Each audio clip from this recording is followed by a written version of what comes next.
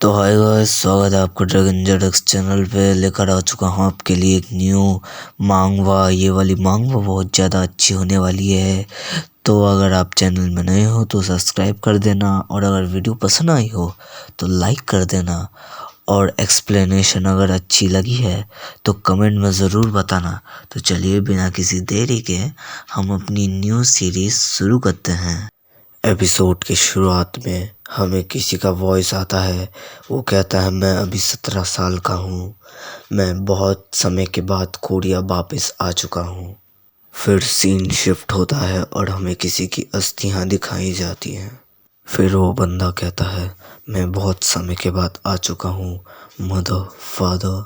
मैं हैरान हूँ कि मैं कई बार सोचता हूँ, क्या जिंदगी की कोई कीमत है। फिर हमें उसकी पास्ट की मेमोरीज दिखाई जाती हैं, जहाँ पर वो फिर दिखाया जाता है 17 साल पहले क्या हुआ था। वो जिस शिप में था वो शिप डूब गई थी। फिर वो कहता है, मॉम डैड आप कहाँ हो। उस वक्त बहुत जोर से बारिश हो रही थी। फिर वो शिप की तरफ देखकर जोर से चिल्लाता है, कहता है, डैड मॉम। वो तैरते हुए जाता है और देखता है उसकी मॉम की लाश। फिर वो मॉम मॉम चिल्लाते हुए उनके पास जाता है। वो देखता है उसकी मॉम खून में लथपथ मरी पड़ी थी। वो मॉम मॉम कह ही रहा था कि एक लहर आती है और उसे डुबा ले जाती है। डूबते हुए वो अपनी एक आँख खोलता है और कहता है कि मुझे सांस लेना पड़ेगा, मुझे जल्दी से ऊपर जाना पड़ेगा। वो जब अपनी आंखें खोलता है तब वो देखता है जितने भी लोग शिप में थे वो सभी डूब कर मर रहे थे। फिर एक की लाश को देखकर वो कहता है, सिक्योरिटी किम। फिर वो दूसरों की लाश को देखकर कहता है, चीफ जांग। और एक लाश को देखकर कहता है, कैप्टन आप भी मर गए। फिर वो एक जगह देखकर बहुत हैरान हो जाता है और कहता है, मॉम डैड। फिर देखते हैं उसका हाथ किसी ने पकड़ा और ऊपर खींचा और उसे कहता है, जल्दी से ऊपर आओ थेहॉन। फिर वो पर्सन कहता है, क्या तुम ठीक हो, क्या तुम अच्छे से मूव कर सकते हो। फिर वो कहता है, ग्रैंडपा। फिर उसका ग्रैंडपा कहता है, तुम बिल्कुल ठीक हो और बिल्कुल पहले जैसे हो। फिर हमें उसके ग्रैंडपा के बारे में बताया जाता है, जो कि अभी 72 साल का था और वो चेयरमैन था चियोंगू का। फिर एमसी अपने ग्रैंडपा को कहता है, ग्रैंडपा मैंने देखा अपने मॉम डैड को जो कि नीचे जा रहे थे। फिर उसका ग्रैंडपा कहता है कि मुझे पता है लेकिन अभी बहुत देर हो चुकी है। फिर उसके दादाजी कहते हैं, मैं जो कह रहा हूँ ध्यान से सुनो, तुम संभल के रहना तेहा, और मैं जो अभी तुम्हें बताने वाला हूँ तुम्हें हमेशा वो याद रखना है। देखो मुझे फर्क नहीं पड़ता तुम चियोंगू के अगले वारिस बनोगे या नहीं। ये लो एक पेन पकड़ो, अगर तुम इसे लॉयर किम इंशू के पास लेकर जाओगे तो फिर वो तुम्हारी मदद करेगा। और हाँ, कभी भी किसी पे भरोसा मत करना, और जब वक्त आएगा तब तुम कोरिया जा सकते हो। फिर तेहा कहता है, पर हमें तो मॉम डैड को पहले बचाना चाहिए, मुझे लगता है वो अभी भी होंगे। फिर इसका जो ग्रैंडपा होता है वो अपना लाइफ सेवियर जैकेट निकालता है। ये देखकर तेहा शॉक हो जाता है कि उसका ग्रैंडपा क्या कर रहा था। फिर उसका ग्रैंडपा उसे लाइफ सेवियर जैकेट पहनाकर बोलता है, तुम्हारे मॉम और डैड जो है वो पहले ही मर चुके हैं, तो अब तुम जाओ। फिर उसका ग्रैंडपा उसे धक्का देकर दूर कर देता है, और आखिरी बार उसका ग्रैंडपा उसे मुड़ कर देखता है और पीछे से एक बड़ी लहर आ रही थी, और उसके बाद एक जोर से बिजली कड़कती है। फिर सीन शिफ्ट होता है और हमें सुबह का सीन दिखाया जाता है। फिर हमें तेहुन को दिखाया जाता है जो कि अभी बेहोश था। फिर उसकी आंखें धीरे धीरे खुलने लगती है। फिर जब वो उठता है कुछ देखकर वो हैरान हो जाता है। वो देखता है कि उसके सामने एक बहुत बड़ी शिप थी। फिर हमें एक लड़की को दिखाया जाता है जो कि मुस्कुरा रही थी। फिर दिखाया जाता है उन शिप वालों ने हमारे तेहा को रेस्क्यू कर लिया था। कुछ बंदे उसे देखकर कहते हैं, ओह ये जिंदा है। फिर येलो बाल वाला बंदा कहता है, हे कैप ये जाग चुका है, ये मरा नहीं है। फिर तेहा कहता है, क्या ये लोग इटालियन हैं। उसके बाद वो बंदा फिर से किसी को चिल्लाकर बुलाता है। फिर दूसरी तरफ से आवाज़ आती है, हाँ आ जाओ। फिर वो येलो बाल वाला बंदा अपने भाषा में कुछ कहता है जो कि हमें और एमसी दोनों को नहीं पता क्या कह रहे थे वो। फिर वो ऑरेंज बाल वाला बंदा कहता है, हे बच्चे क्या तुम समझ पा रहे हो ये। फिर एमसी उनमें से एक बंदे के गले में एक टैटू देख लेता है। फिर इन्हें देखकर एमसी कहता है, इन्हें देखकर लगता तो नहीं कि ये नॉर्मल पीपल्स होंगे। फिर हमें दिखाया जाता है कि ऊपर से कोई कूदता है। उसके बाद वो बंदा नीचे लैंड करता है। फिर हमें दिखाया जाता है कि वो एक लड़की थी और वो लड़की कहती है, बच्चे तुम्हें हमारा जहाज कहाँ से मिला। फिर दूसरी सीन में दिखाया जाता है, वो येलो बाल वाला बंदा कहता है, कॉप मुझे लगता है ये बच्चा आपकी बात नहीं समझ पा रहा है। फिर वो लड़की चिल्लाते हुए कहती है, तू क्या यहाँ पर ऐसा कोई नहीं है जिसकी भाषा समझ पाए, या फिर यहाँ पे कोई ट्रांसलेटर यूज़ नहीं कर सकता क्या। फिर तेहा उनकी हरकतें देखने लगता है। तेहा कहता है, कुछ लोगों के द्वारा मेरे ऊपर हमला किया गया था। हाँ मैं तुम्हें समझ पा रही हूँ, तो तुम ऐसे यहाँ पर आए।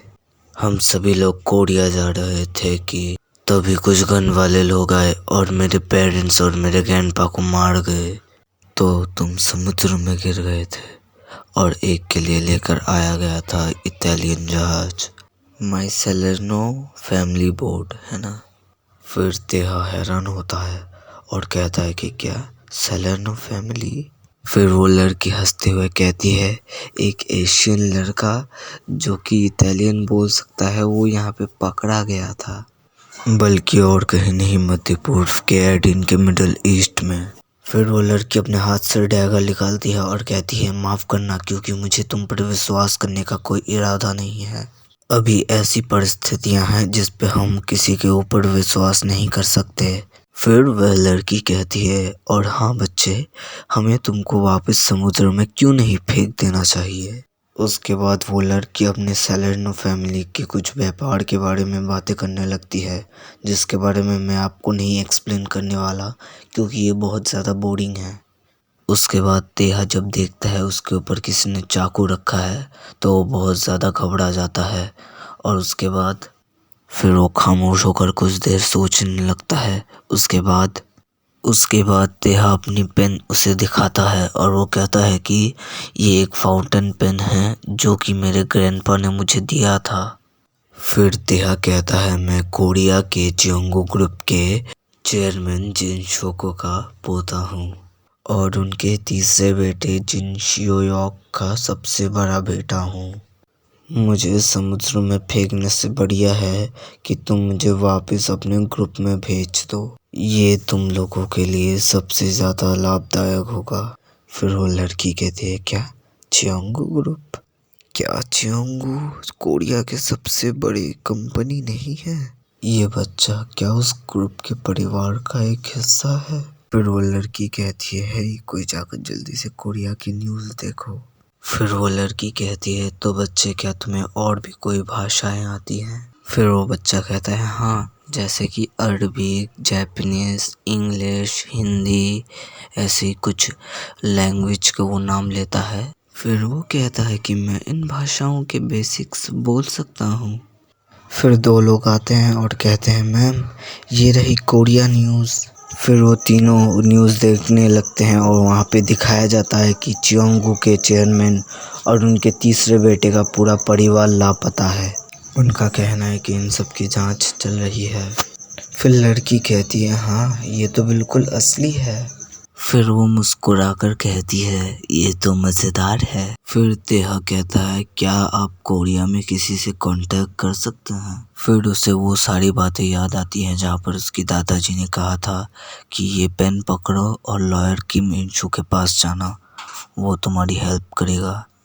तो इसीलिए तेहा कहता है, प्लीज़ किसी और से कांटेक्ट करिए, मेरे परिवार से कांटेक्ट मत करना। फिर हमें कोरिया के सियोल के जगह दिखाया जाता है जहाँ पर रात को 1:12 बज रहे थे, जहाँ पर हमें एक बंदे को दिखाया जाता है जो कि कहता है, हेलो कौन।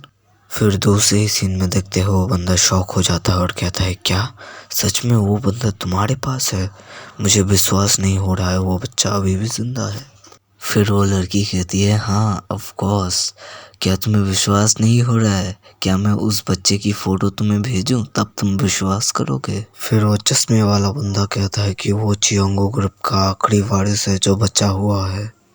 फिर वो बंदा उस लड़की से कहता है अगर तुम मेरे लिए एक काम कर दोगी तो फिर मैं तुम्हें 1 मिलियन दूंगा।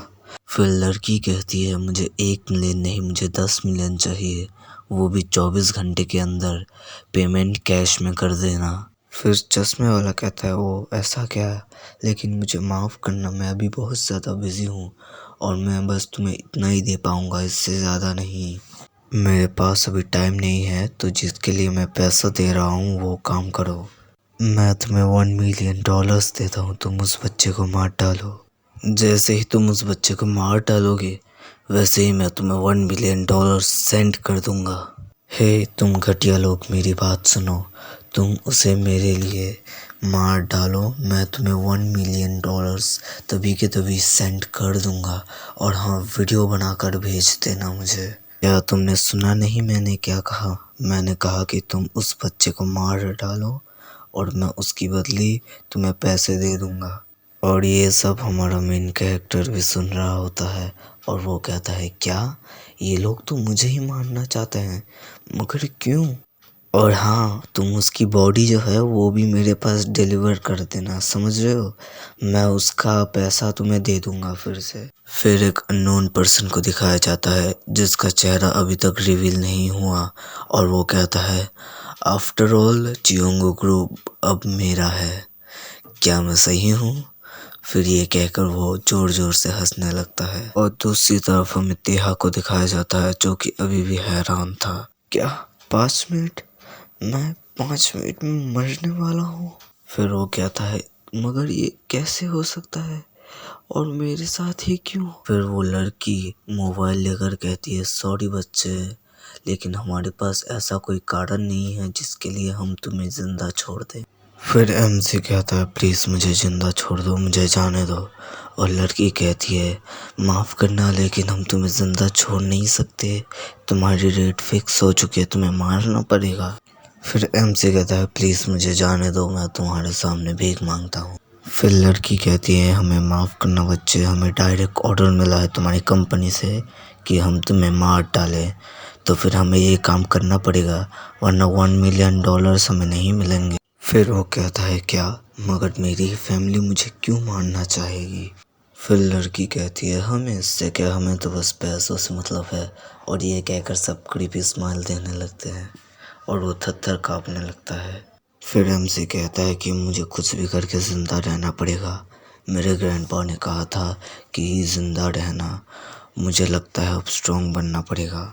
और उसके बाद फिर एक बंदा आता है और कहता है हे कैप्टन, हमारे ऊपर कुछ लोगों ने हमला कर दिया है, बहुत सारी शिप और बहुत सारे हेलीकॉप्टर्स आ रहे हैं हमारी तरफ।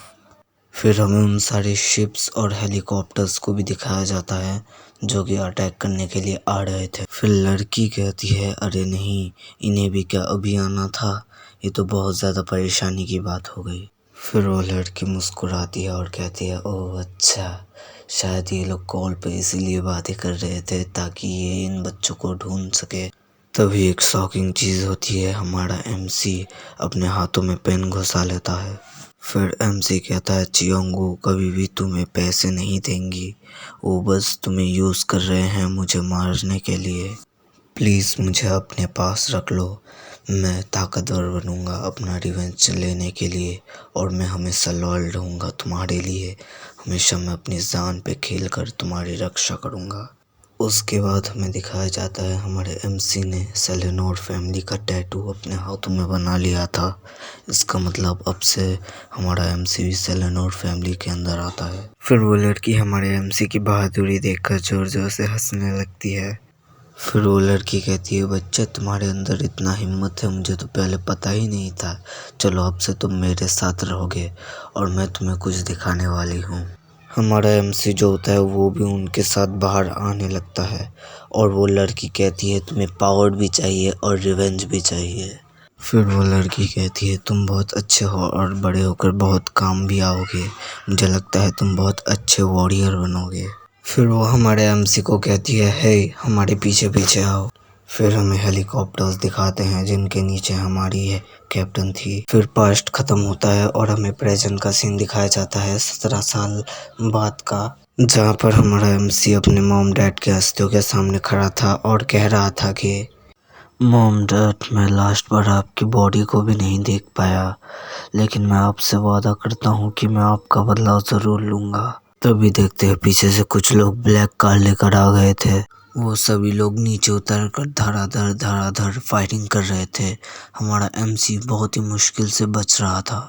फिर और भी बंदे आ जाते हैं और वो लोग भी धड़ाधड़ फायरिंग करने लग जाते हैं। उसके बाद कोई कार से निकलता है और कहता है, हे डायरेक्टर, हमने उसे ढूंढ लिया। और गाइस, मैंने पहले गलत कह दिया था, यही चियांगो का नेक्स्ट डायरेक्टर है। फिर एक गार्ड आके कहता है, हे मैनेजर, मैंने उसे ढूंढ लिया, वो उस कार के पीछे है। फिर वो गार्ड सबसे कहता है, सब केयरफुल रहना और एक ही जगह में खड़े रहो।